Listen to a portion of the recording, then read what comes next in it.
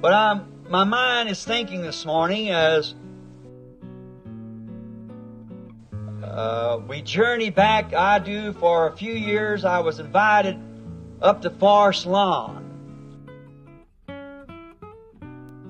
and California, up above Los Angeles. My first purpose for going up there was to visit the grave of Amy Semple McPherson, the founder of the Foursquare movement. And I went to her tomb. And although I differed with the woman as a minister, but yet in my heart I give admiration and respect for what she stood for in the hour and the persecution things she had to go through with, and time of her being here on the earth, and then for her beloved son, which is a bosom friend of mine, Rolf McPherson. And a group of ministers, we went up there, and we didn't have time to go in to into the place where they have the cremation and put the bodies in a little box on the side of the wall. And in there they had some outstanding things, such as the Last Supper, and it's lighted by the actual light of the sun. And they have a shutter that it gives them when they go in, it's light. And then as they begin to speak, it darkens up, and after a while it all becomes dark. And then the people go out. And they have all the supper, and the woman that helped the secret of how to beat this glass into this place, why make these pictures, why it come to a family for many years back, and the art would just give it to the children, and the last one was a woman, and there's fixing this picture, and when they went to mold and burn the glass, bake it of Judas Iscariot, it busted. So then they tried it again, and it busted again. And she said, maybe our Lord doesn't want His enemy pictured by His side. And said, if it burst again, we'll not complete the picture. It helped that time. Then, of course, that was a striking thing, and how that such things would happen. But then one of the main things that interests me in Forest Lawn was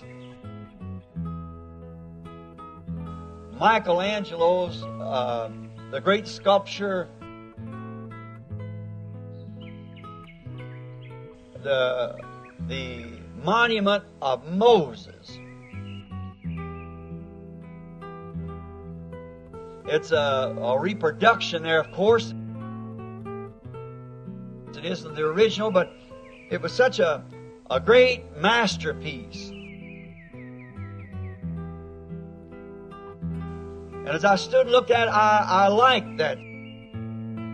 Something that looks like it represents, got something to it. I like art real well. I believe God is in art. I believe God is in music. I believe God is in nature. God's everywhere, and anything that's contrary to the original is a perversion. God is in dancing. Not the kind of dancing you do here, but when the sons and daughters of God are in the Spirit of God, that's dancing. But like I had to contend with at 2 o'clock this morning, up there in the lane, That's the perversion of it. But this masterpiece that Michelangelo had made, it cost him something to do that. He was a great man, and it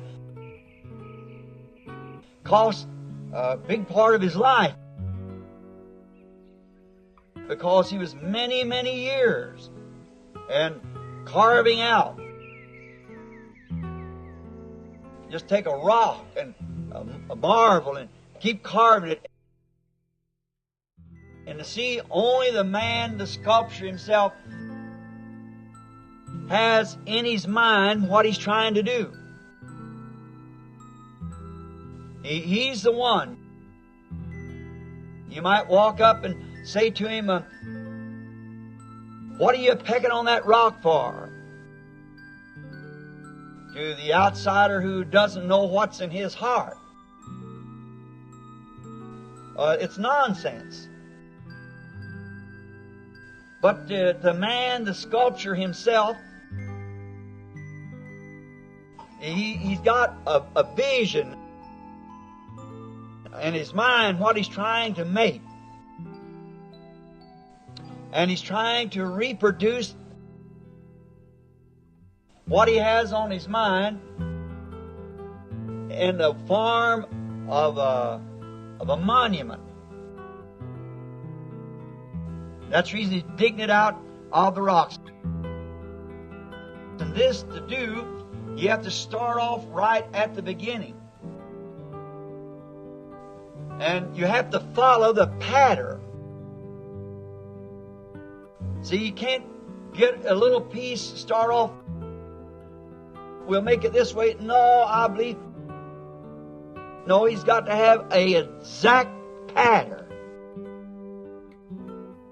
And in his mind, he's got that pattern, and he cannot vary from that pattern. Now, in order to do this, he had to draw in his mind, because we have no real pictures of Moses. But he had to get a mental picture in his mind of exactly what Moses was. Now, a genuine sculpture is inspired like a genuine poet or any genuine singer, musician, whatever it might be.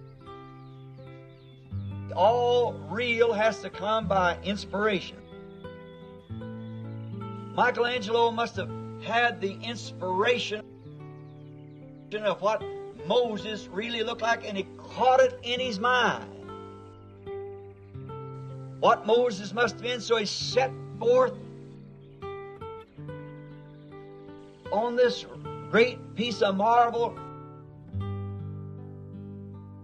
cutting to the pattern and bringing down and honing down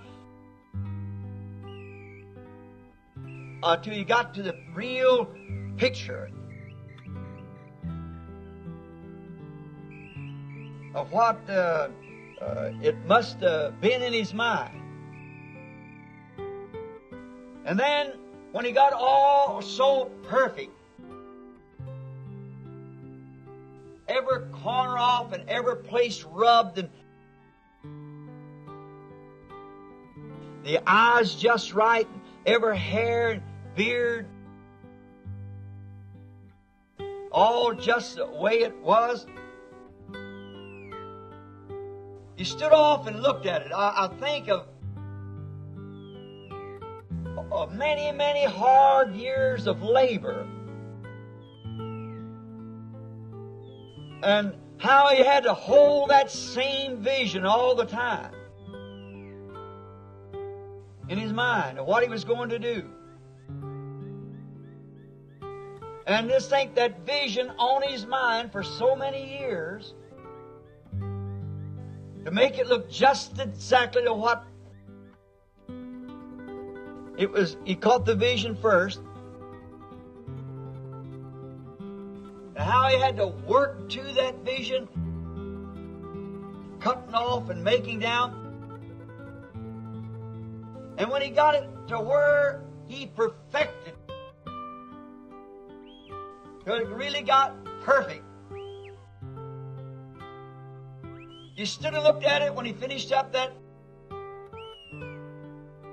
morning with the hammer in his hand. And he was so inspired when he looked at it, because the vision of his mind was standing before him in reality. What he had seen and his conception of what Moses was, there it was figured before him. What he'd had in his heart all these years of toils and hours of sorrow and distress and critics and everything else. But yet he stayed right with the vision until it was completed. And then when it was completed, he stood back with the hammer, sculpture's hammer, in his hand, and he looked at that monument, and the inspiration of the vision that he had seen of how to do it inspired him so much till the inspiration struck him till he got beside himself and struck it across the knee and said, "Speak!"